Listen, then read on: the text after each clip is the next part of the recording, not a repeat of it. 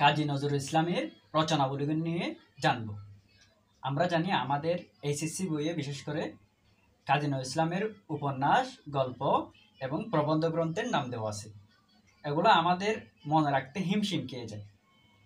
আমি যেভাবে মনে রাখতাম তোমাদেরকে ওই ট্রিকগুলা কি করলাম, শেয়ার করলাম। এগুলা আসলে ছন্দ না, এগুলো হচ্ছে আমার মনে রাখার ট্রিক। তোমরা এভাবে মনে রাখতে পারো, বা তোমরা যেভাবে মনে রাখো ওইভাবে মনে রাখতে পারো।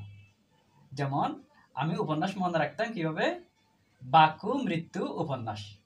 কি মনে রাখতাম? শুধু বাকু মৃত্যু উপন্যাস। যথাক্রমে বাদনহারা, মৃত্যুকুদা, কুহিলিকা। বাদনহারা, মৃত্যুকুদা, কুহিলিকা, এই তিনটা হচ্ছে কি কাজী নজরুল ইসলামের উপন্যাস। সহজ না একদম।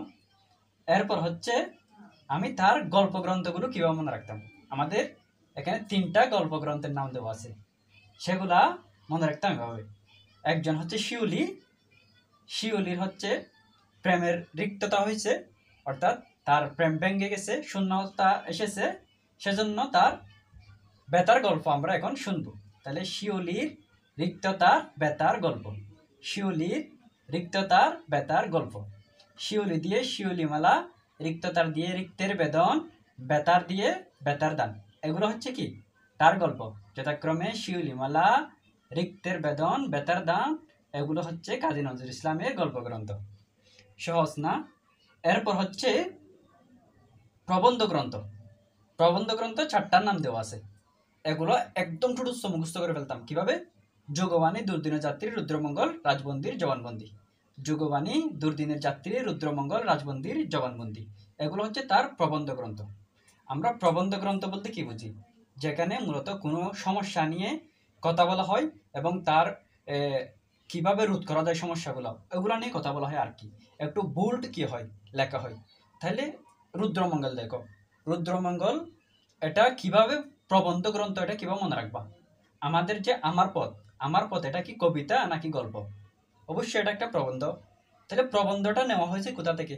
রুদ্রমঙ্গল থেকে। তাহলে একটা রিলেট করতে পারতেছো না? আমার পথ যেহেতু রুদ্রমঙ্গল থেকে নেওয়া হয়েছে, আর আমার পথ হচ্ছে একটা প্রবন্ধ, তাহলে রুদ্রমঙ্গল অবশ্যই কি হবে? প্রবন্ধ গ্রন্থ হবে। সেরকম যুগবাণী নাম দেখতেই কি মনে হচ্ছে একটা কোনো একটা পত্রিকার নাম হবে, এরকম মানে একটা বোল্ড একটা কি দিচ্ছে, অর্থ দিচ্ছে। চাইলে যুগবাণীও কি হবে? একটা প্রবন্ধ গ্রন্থ হবে। এগুলো হচ্ছে মনে রাখবা আর কি। পরীক্ষার হলের মধ্যে এগুলো আমরা ভুলে যাই। যেমন আমি একটা শব্দ বললাম শুধু বোল্ড, ওটা দিয়ে যুগবাণী বললাম, তোমার ওটা দিয়ে কি থাকতে পারে, মনে থাকতে পারে। কোথায় কিভাবে মনে থাকে হিসাব নাই, তোমরা মনে রাখার চেষ্টা করবে আর কি। এরপর হচ্ছে দুর্দিনের যাত্রী, রাজবন্দির, জবানবন্দি। উনি জেলে বসে লিখছিলেন এই প্রবন্ধটা, কিন্তু উনি ব্রিটিশ সরকারের বিরুদ্ধে রাজবন্দির, জবানবন্দি এটা জেলে বসে লিখছিলেন। তাহলে এটা একটা বোল্ড একটা কি জিনিস। তাহলে যুগবাণী, দুর্দিনের যাত্রী, রুদ্রমঙ্গল, রাজবন্দির, জবানবন্দি, এগুলো হচ্ছে তার প্রবন্ধ গ্রন্থ। এগুলো একজন টুডুস্থ মনে রাখবা।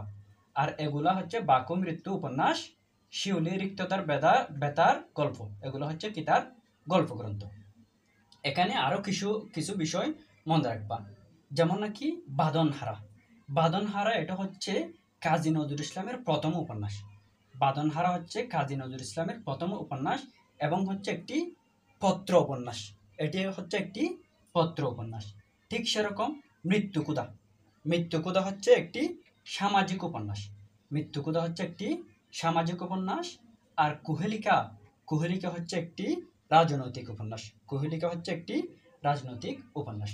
তাহলে আমি আবার একটু করে সামারি দিই। কাজী নজরুল ইসলামের রচনাবলী উপন্যাসগুলো মনে রাখবো। বাকু মৃত্যু উপন্যাস, বাকু মৃত্যু উপন্যাস, বাদনহারা, মৃত্যুকুদা, কুহেলিকা, সাব্বাস। তারপর হচ্ছে গল্প গ্রন্থ, শিউলি রিক্ততার বেদন, শিউলিমালা, রিক্তের বেদন, বেতার দান। তারপর যুগবাণী, দুর্দিনের যাত্রী, রুদ্রমঙ্গল, রাজবন্দির, জবানবন্দি, এগুলো হচ্ছে প্রবন্ধ গ্রন্থ। Thank you.